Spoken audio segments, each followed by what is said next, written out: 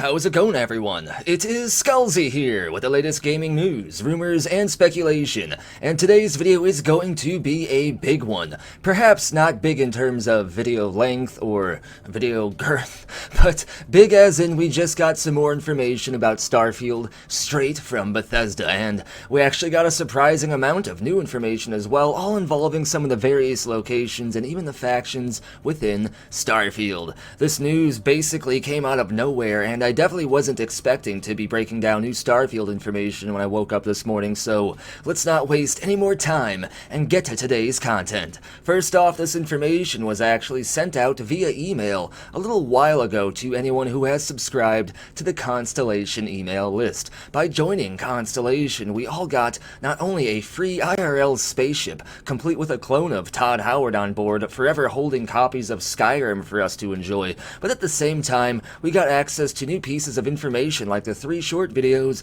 that I'll be breaking down today. These short videos were originally emailed to Constellation members, however, they are also on YouTube as unlisted videos. Either way, each video is only about 50 seconds long, and there are 3 of them, and seeing how many people haven't seen or heard about these videos at all yet, I'll actually share each video in its entirety with you in this video and break it all down afterwards, as well as giving you my thoughts on all of this. So if you haven't seen the videos yet, don't worry, as I got you today. And apparently some people that were signed up to the Constellation email list also never actually received these videos, and some people did, so I don't actually know what's going on there. Maybe Bethesda is playing some favoritism with their emails, or more likely there is some kind of issue with the email list, but either way, I got you all today. And first off, each one of these videos is narrated by Super Bethesda writer man Emil Paduro, design director of Bethesda Game Studios, and the writer of one of my all-time favorite quest lines, the Dark Brotherhood quest chain.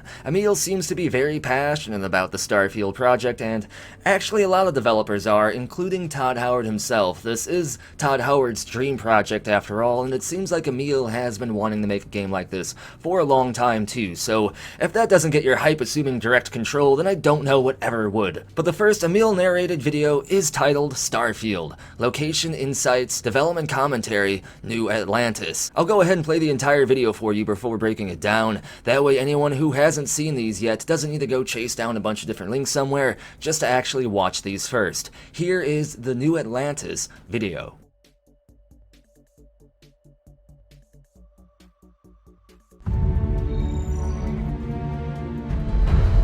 Hi, I'm Emil Pagliarulo, Design Director of Bethesda Game Studios.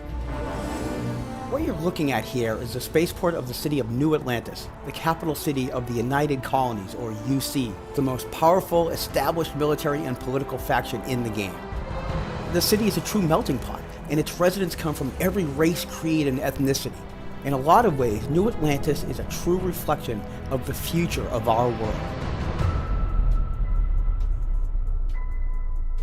So it turns out I was somewhat right about my previous speculation, but also at the same time I was wrong. I figured the city surrounded by water would be New Atlantis, but apparently not for some reason. Instead, this beautiful cyberpunk-esque metropolis seems to be New Atlantis. I'm not seeing any water around here though to dictate that settlement name, Emil, but maybe it's just not in view in this shot. Either way, New Atlantis seems to be a bustling city with a active spaceport, a city that also serves as the capital of the faction known as the United Colonies. The United Colonies also seem to be the most powerful and political faction in the game, and if I had to guess, it was made up of different various colonies that all united together. I guess the name just works. New Atlantis is a melting pot of various races, ethnicities, and backgrounds, and the fact that races and ethnicities are listed separately here makes me wonder if perhaps there are various sentient alien races in the game, but I'm not a dictionary expert here, so maybe my take on this is just a bit off in this specific regard.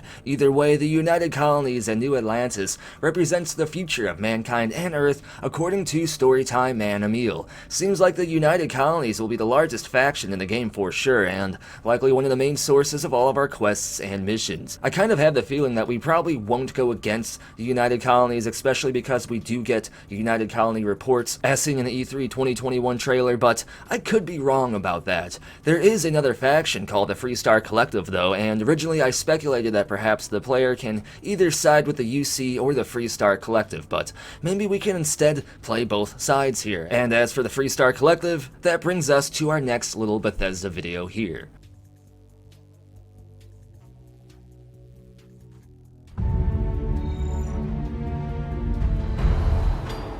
Behold Aquila City, the capital of the Freestar Collective, a loose confederation of 3 distinct star systems.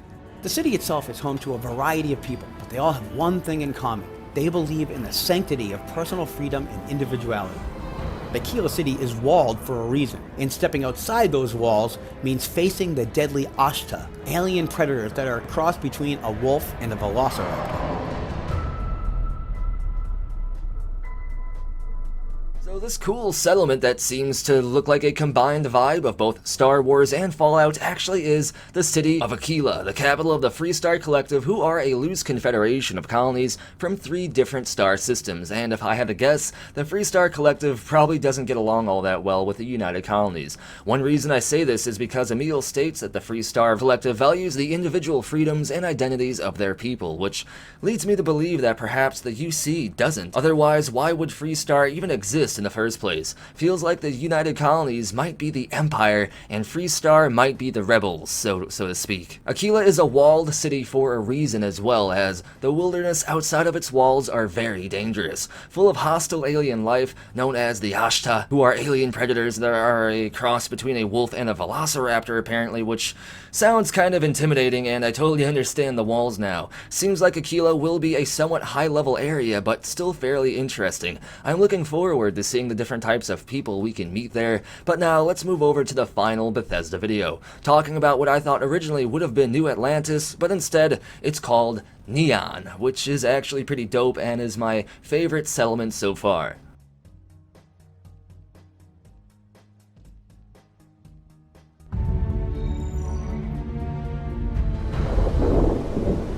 What you're looking at here is the pleasure city of Neon. The Xenofresh Corporation built a giant fishing platform on a rather nondescript aquatic world. They wanted to catch fish until they discovered a fish with psychotropic properties. They could make way more money selling a drug than they could fish. That drug is Aurora and is legal only on Neon.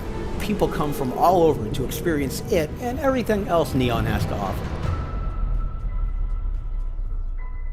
This is the party city of Neon. It totally has my attention already. I can't wait for that space skooma. The city of Neon was actually built by the Xenofresh Corporation, which is an interesting name. My guess is Xenofresh deals with food products specifically, and apparently Neon was built originally as a giant fishing platform on some random aquatic world, which is why I thought the name of this place was New Atlantis, and it actually honestly annoys me that it's not, but whatever. Neon is still an interesting name, and definitely an interesting place, as although it indeed originally was just built as a fishing platform, the Xenofresh Corporation discovered a fish with psychotropic properties. And naturally, selling space drugs is a lot more profitable than just selling fish, even if they are space fish. So Xenofresh became our aquatic little skooma fish dealers. The drug is named Aurora, and is actually only legal within the city confines of Neon, so there is hope for space skooma smuggling after all. Bethesda always finds a way to make me hyped over basically nothing, but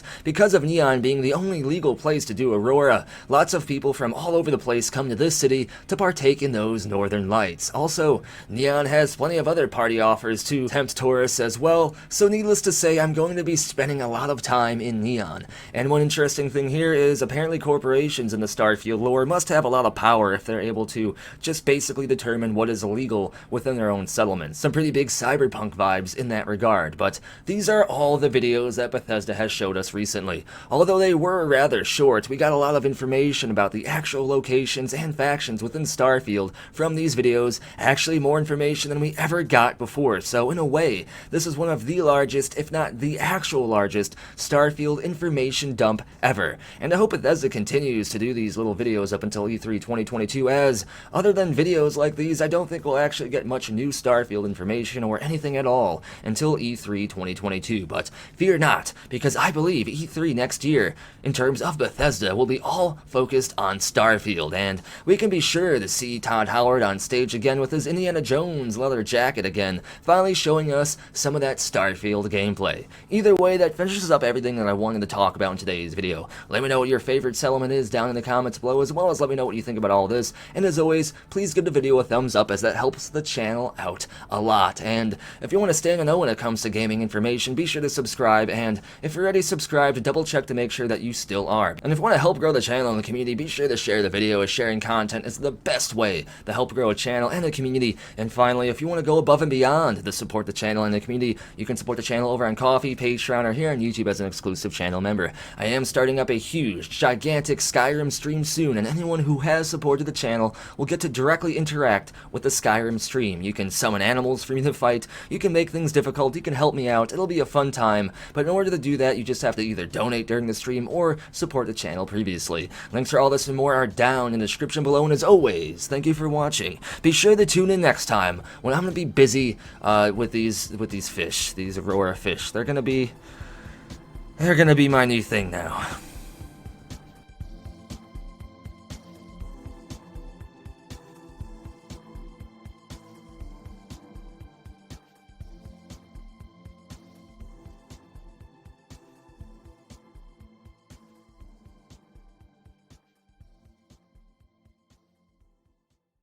It just works.